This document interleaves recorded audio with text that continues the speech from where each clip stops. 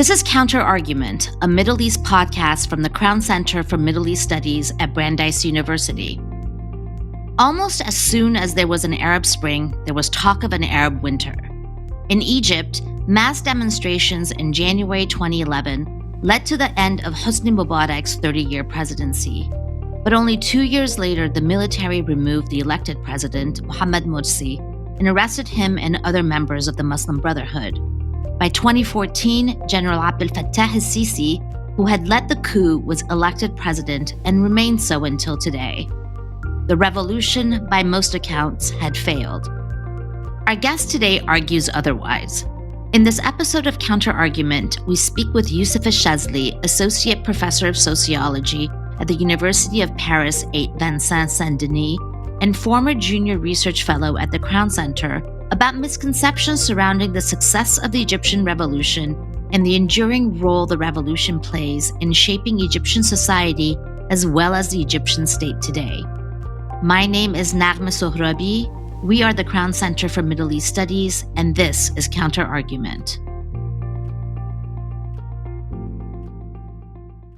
Welcome, Youssef. We're so excited to have you on this episode of Counter-Argument. Hey, Naghmeh, thank you for having me.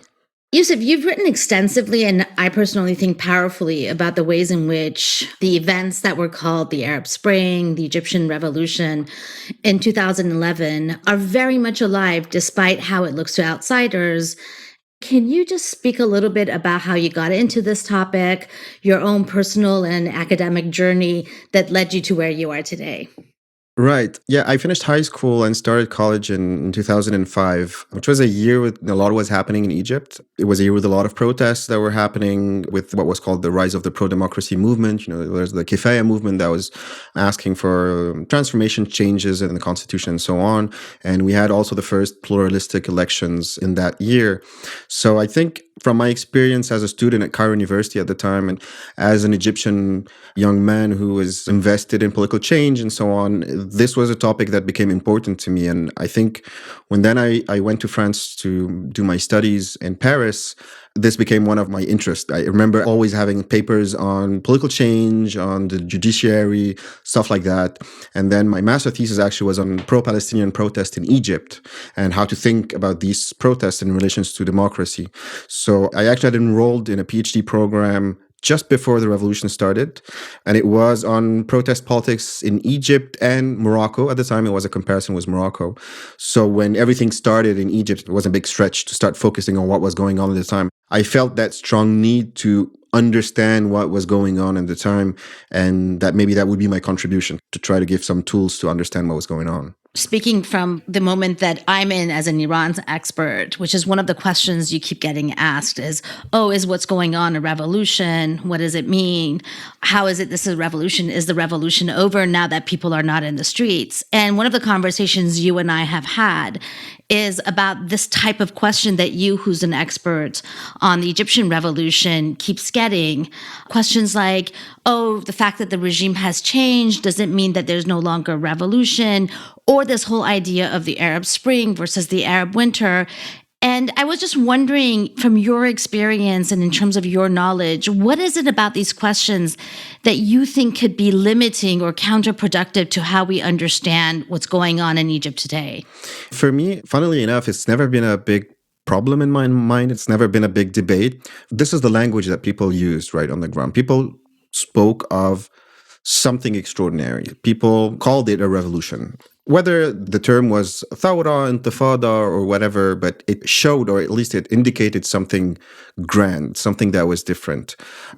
And in a sense, people knew something had happened, right? Something big. And the very kind of academic, or at least ideological discussions around it, whether to think had something happened or not, to me seemed quite disconnected from people's realities. I think we tend to think of it in strict political terms because it's a political event, so we think we want to see the political causes and the political consequences of it. We will look at institutions, elections, referenda, all the things that are going around in that political scene or political realm. But my interest was that when I observed protest in 2009 or 2010 in my hometown of Alexandria, or even in Cairo later on, maybe you would see 50 people come and protest, or maybe 100 people come and protest. But then almost overnight, like in a couple of hours, we went from these 100, 200 people to tens of thousands of people in the streets. People who were doing things that they had never done before, right? And maybe things that not only they had never done before, but they had never even imagined doing before. And this is speaking obviously from someone from that Mubarak generation, right? Someone who was born under Mubarak's reign, never knew anyone else, never knew any other political system. So doing these things, breaking with the past, that was my interest. My interest was, how did those people, this majority of people, how did they live that event? How they experienced it? And also what remained of it afterwards.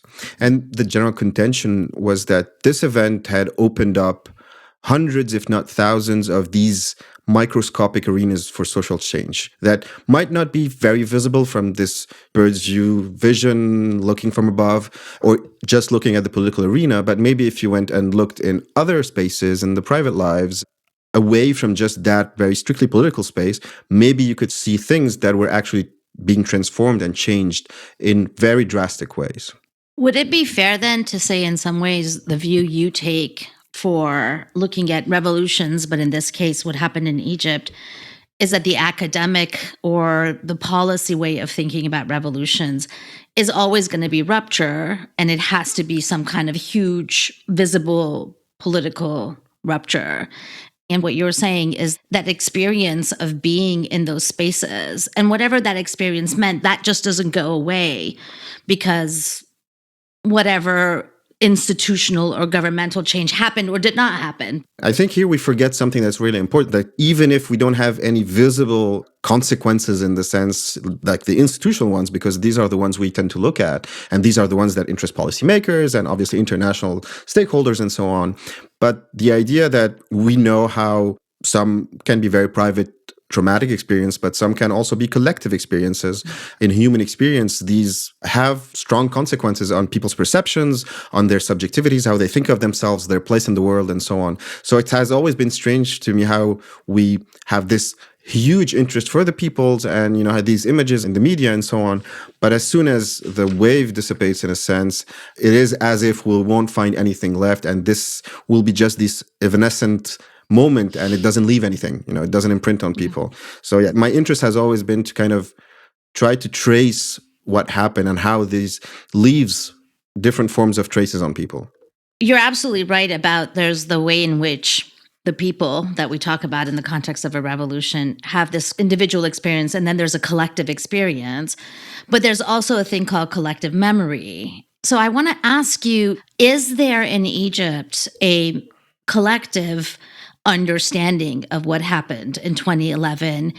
And do people follow that understanding through to understand where they are today?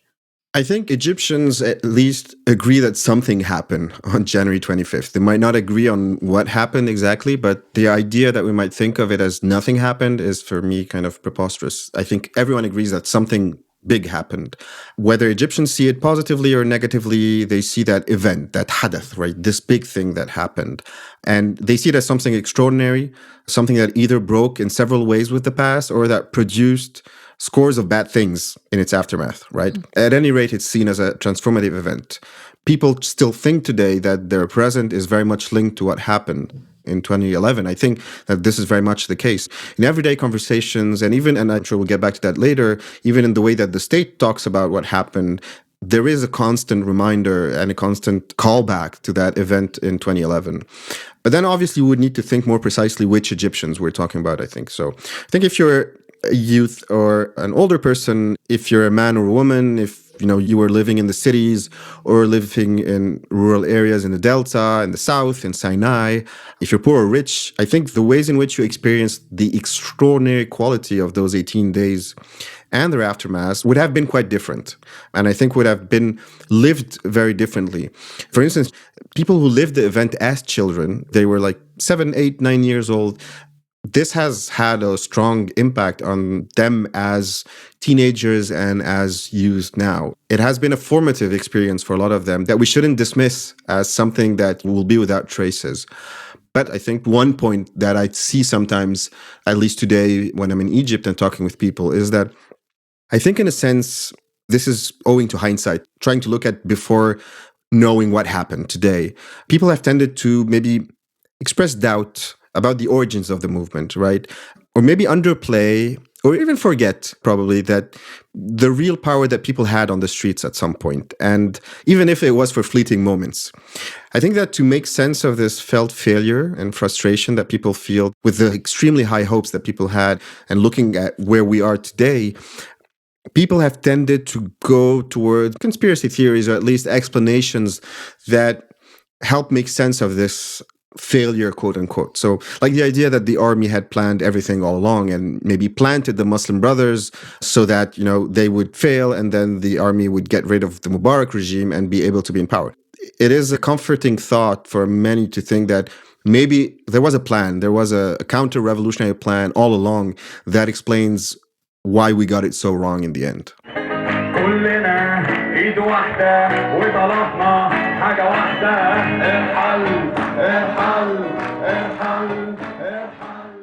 There's a lot there that I want to unpack with you, so I'm just going to go back to the case of the children that you talked about. Yeah. And I don't know if I'm making too much of a leap here. When you were pointing out that someone who was 7 in 2011 is now basically, for lack of a better word, a citizen of a state who may or may not recognize they have rights in it. So is that what you were talking about when you were talking about the effect that it has, if you take, for example, children who went through that moment until now? One of the main expressions of that has been my interactions with students. As years have gone since 2011, I've started having Egyptian students maybe from 2018, 2019, as I was teaching classes on the Middle East and in different institutions.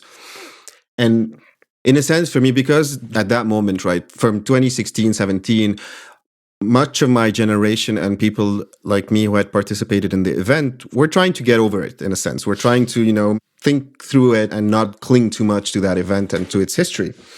And I think what always maybe surprised me is to see how every time I would have an Egyptian student who was 18 or 19 years old at these different stages, who were either teenagers or kids during the events, they would want to do, their papers on the Egyptian Revolution. They would want to research more the role of women in the Egyptian Revolution. And they would talk about it and do their presentations with broad eyes and a sense of awe when talking about it. And for me, this was a bit strange because I would think that, that group that came afterwards might see us or see that initial moment as a mistake, as something that failed, something that we didn't need to talk about. But I guess for a lot of them who are living in Egypt and kind of seeing that situation, that context of closure, everything was closed down. They both wanted to understand, how did that event come about in 2011? Where did it come from? How did it happen? What was the Mubarak regime like?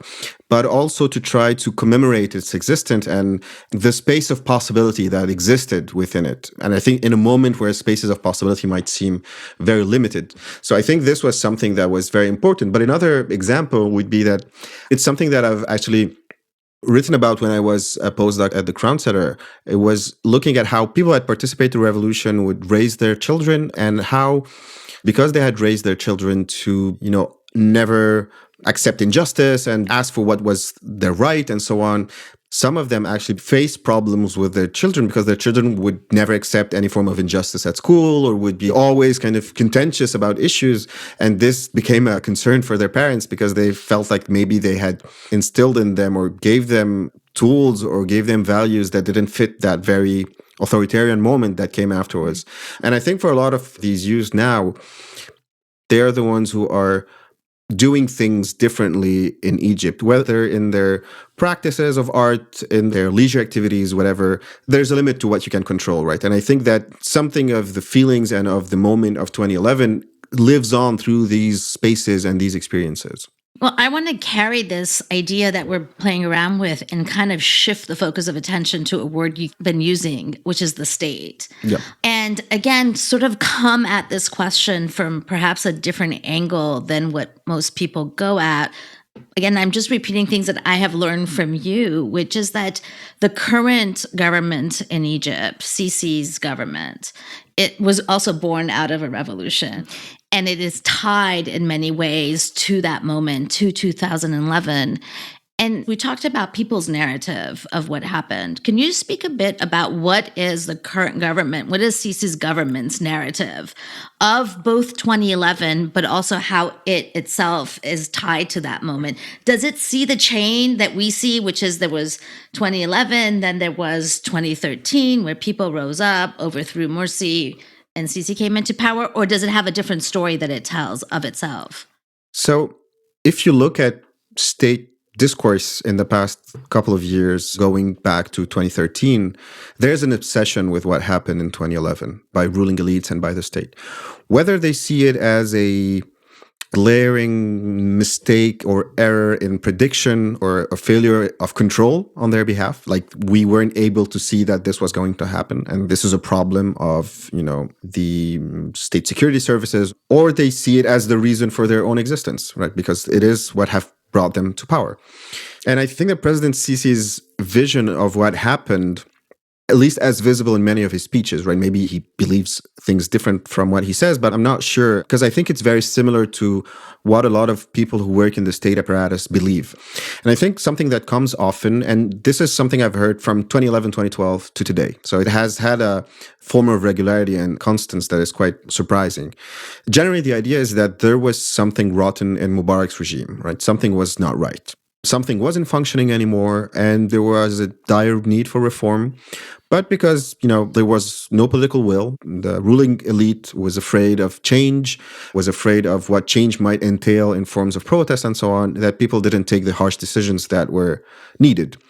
So in a sense, the impetus or the reasons behind the initial protests were legitimate in that point of view. But then this was quickly sidelined by the interest of certain groups, whether they were foreign or local with foreign ties. And in the minds of many of these actors or many of these people working in the state and so on, they would think of the Muslim Brothers or the Islamist movement in general. Because my father is a criminal law professor and I've been trained in law before, I have always this thing in my mind. I always think of this as a criminal trope, right?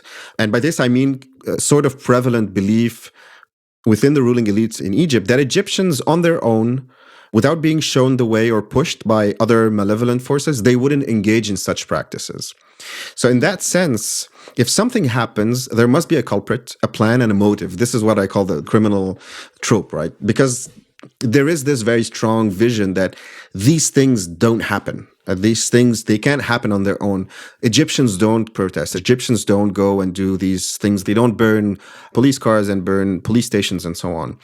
And it is not possible that all of these people would suddenly meet, protest, while they've never done that before. There's this idea that someone must have master planned this. And I was talking about how people might feel this way, but also usually the ruling elite thinks in a very similar way. But in any case, objectively, the current regime often refers to January 2011 in very different ways, sometimes to criticize how it destabilized the country, sometimes to say how this event underscored all that was wrong with the former regime and how it was necessary. But for instance, President el-Sisi makes a commemoration speech for January 25th, which happens to also be Police Day in Egypt. But he rarely fails to mention the revolution in his speech, and he names it the revolution. He had stated, for instance, this is in a recent one, I think it was the one from last year, he said something to the effect of he was greeting the Egyptian people and saluting the Egyptian people on the occasion of the revolution of January 25th, a revolution that had expressed the wish of the Egyptian people to build a new future for this nation in which all the people would find ways and means for a good life. And also, generally, and this is important to keep in mind, the way in which the state will think of January 25th is to link it. The used word is the revolutions of January 25th and June 30th, right? June 30th, 2013, obviously. So the idea is that these 2 days, these 2 events were 2 steps in a glorious process of revolution that was initiated in 2011, usurped by Muslim Brothers, and then saved by the army in the image of the president, who then was the leader of the army, President el-Sisi. So the state has a complex relationship to this event because they've not decided at all to forget about it, but they're still thinking about it in a very complex way. There's so many different aspects to the work that you do, but one of the things you're constantly reminding us of is that all of this story is not just about political change, and that there is, socioeconomic environmental grievances and demands.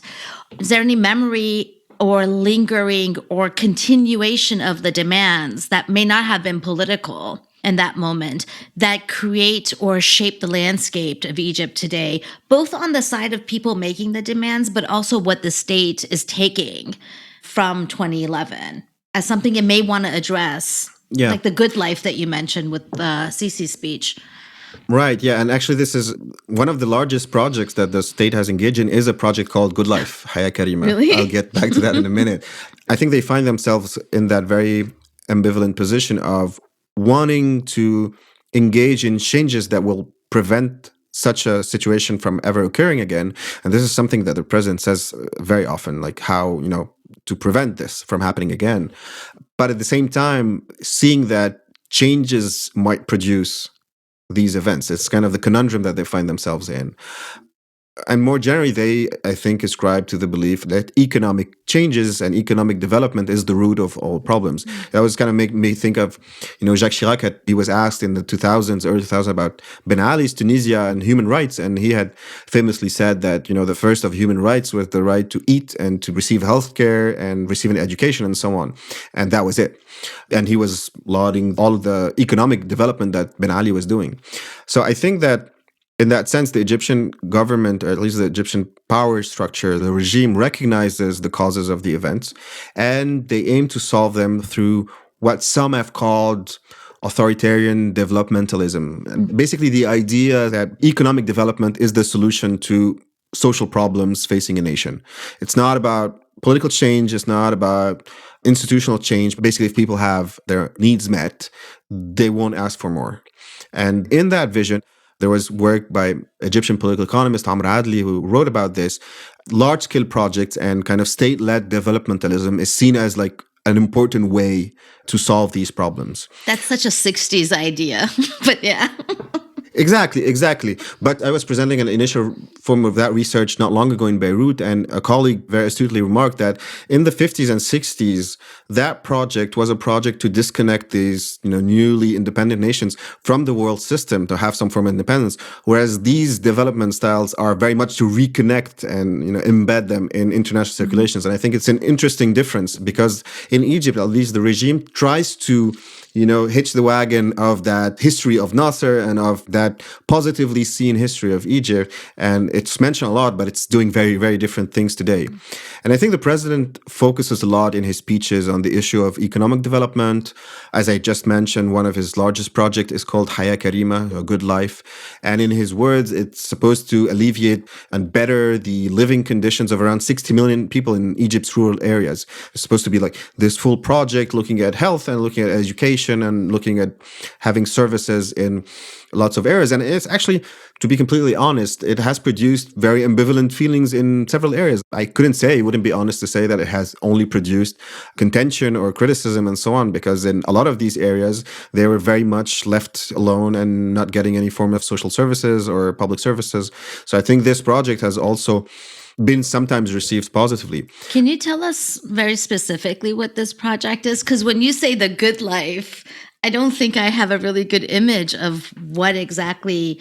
Is it just one project? Is it multiple projects? Yes, you've put the finger on the problem. Basically, it's an umbrella for a lot of things, of very different things. Part of it is kind of to develop the access to health services. So it really looks at rural Egypt, right? And it's supposed to bring some of the state services to rural Egypt, renovating and building schools. It's a lot around healthcare and, working on vaccinations campaigns, whatever. It's like a kind of an all-encompassing project. Very high modernist developmental style of we're going to go to these remote rural areas and we're going to bring, the state to them. So I think it encompasses very different things, but you might find in it, the refurbishing of a school that might be in the project, as well as to have, a better electrical infrastructure to certain villages, to have, these types of things. So it's supposed to be a very broad, but yet centralized and coordinated mission to bring these areas, these very underdeveloped and poor areas, to a good life or a better life. And every time actually the president is criticized, his reaction is a lot is going to be just like naming and listing all the things that have been done, like the number of kilometers or miles of roads and bridges that have been constructed, and the numbers of housing units, and so on and so on. And for me, it's hard to see what is that other than trying to signal to people that we're doing things to solve what we believe to be the cause of what happened in 2011. This is how at least I understand it.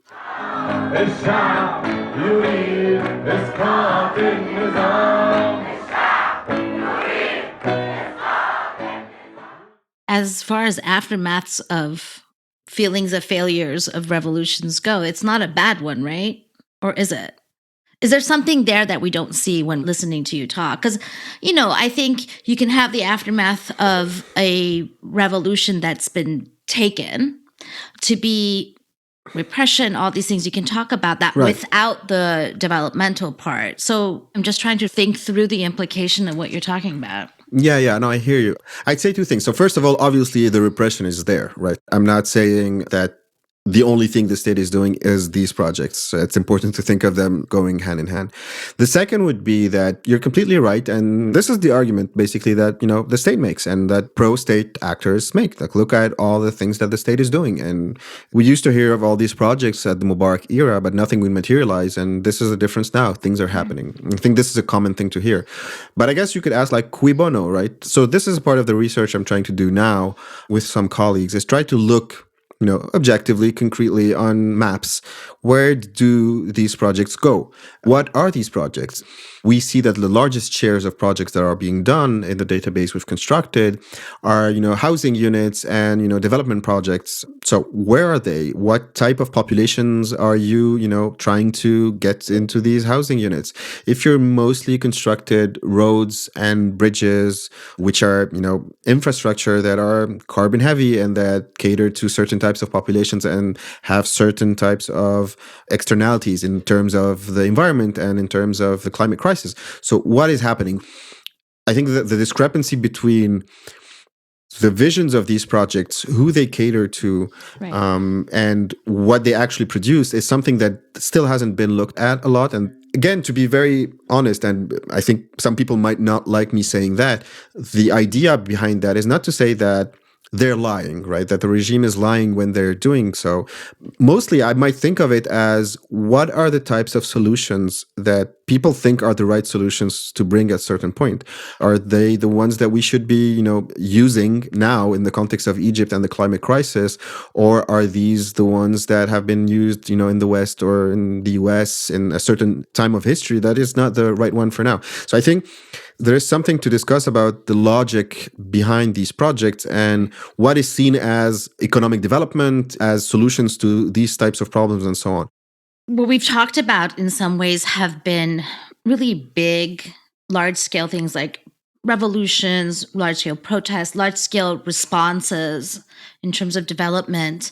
I want to take us back to a smaller scale. And I know you've written about this issue, and I wanted to sort of have you speak a little bit to us about people who decided to protest in other ways in this revolutionary moment than just go into the streets. I'm going to let you talk about it with our listeners who haven't had the chance to read your article, which is in French, I will point out. I want us to sort of dig into those cases that you bring up, which is small groups of people, not large groups of people, going about registering protests, not through going into the streets and chanting, but through issues related to development, socioeconomic issues that you're going to talk about in a second, and then being engaged in a relationship, for lack of a better word, with the state. A push and pull that then also leads to other forms of transformations. So the idea is that, as we said, revolutions are extraordinary. They are extraordinarily rare moments that sometimes, maybe usually, are accompanied by a form of vacancy of power, whereas at the head of the state or even in the streets, like the actors that enforce power, the police, for instance, maybe disappears. So spaces that had been extremely surveilled and contained suddenly were free to move and things were happening in them. So over the time, I started to have an interest at that à côté, right next to what was, usually what I would look at to try to look what was going on there. So, for instance, how does participation change an individual, right? Challenges gender roles and stereotypes, make them change their job or what they had studied for 10 years, or make them raise their children differently, and so on, things that we've already mentioned. But similarly, and I think, this is the article that you were mentioning, I started being interested in how some people during the revolution, instead of going to protest, used this vacancy of power to occupy spaces that they couldn't before. And the example was people who had started building homes over a few weeks sometimes on agricultural land, which was considered illegal, and circumvent permits that were too expensive to get or require some form of palm greasing, or just not go through that. So from the outside, one might condemn these actions as not being politically conscious, right? Or being simply selfish. And actually, in the article, I tell the story how the person who did that, their niece, a medical student who had participated in the protest, she saw her uncle as, doing something that he shouldn't have done. He should have gone to protest because this is how we ask for rights, and we have demands. But actually, her uncle had a very, constructed point of view on what he was doing. It had a political justification in a sense. What was it? So, they had a very robustly constructed political view of the just and unjust, of what they felt was their right in a more globally unequitable system. These were people who had 2 or 3 jobs, who worked as workers, and in that case, a worker and a butcher in the evening. They did everything right in a sense, but they didn't have the money to build. They couldn't buy new apartments, so the only thing they had was to build on maybe the tiny plot of land that they had inherited, but then they didn't have the right to do it. They could do it if they knew, which pocket to line, but usually, it was very complicated to do so. So in a sense, this was a response to this history of marginalization and this history of, unjust treatment. They were very clear of why they were doing this, and they had a very clear argument about it. And actually, these people in the following years, they went to vote. I did some observations there when they voted in 2011, the first, parliamentary elections. They voted for the president. They tended to vote for Islamists, for the Muslim Brothers and for the Salafis, but then also became very quickly disillusioned with the political process and, supported the coup in 2013. And they actually then came to believe that, Egypt needed a strong man, Egypt needed a military man, because they had did their military service and thought that in that context, this was the best thing that could happen to Egypt. Because basically they felt very quickly excluded. They had an interest in the revolutionary momentum because they felt like things were going to change, but then felt quickly excluded from the normalized political process that came out of it. And then they didn't want anything to do with it. So, these were one of the things that you could see. So we like to often end our conversations with our guests by asking them what, if anything, in the course of their work has taken them by surprise. This question comes out of the fact that much of what our guests tell us takes us by surprise. So I was wondering, is there anything that in your work has taken you by surprise that you wanted to share with us? This is something that is not necessarily in my work, but it's been in my engagement with Egypt over the past years. And I think this is something I've started feeling strongly about from 2018, 2019. And basically, it's, in a sense, the difference between what we see of Egypt from the outside and when we're inside, right? There's this expression in French, la chape de plomb, right? When we talk about a very repressive space and so on, we talk about this lead weight being on, the top of Egypt. And a colleague had commented once, and I always quote this expression because I like it, that from the outside, we really see that lead weight, but we don't see much else. I am surprised, first of all, by the incredible vitality of what things are going on culturally, artistically, despite all of the constraints, which are enormous. I think there's something important to learn, especially for people from my generation who went through the event, to kind of live with the failure of that event and feel that with their failure, it's the end of everything and nothing else happens on the ground. This is why it's always important to just keep one's ear to the ground and be looking on what goes on.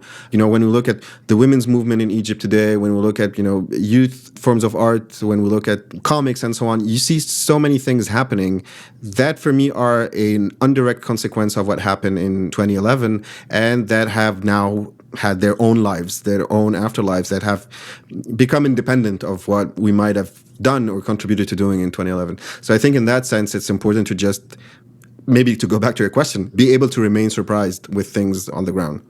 Well, thank you so much, Youssef. I think over the course of this conversation, there have been not only just many misconceptions that you've touched on and given us a different way of looking at, but I would say given us actually the tools to take these questions that we keep getting asked or see in the world and how else we can think about or look at the events in Egypt today. And for that, I am grateful. So thank you so much. This was wonderful. Thank you so much for having me. This was great. You've been listening to Counter Argument, a Middle East podcast from the Crown Center for Middle East Studies at Brandeis University. Please join us next time for more insights into the region's politics, history, society, and economics.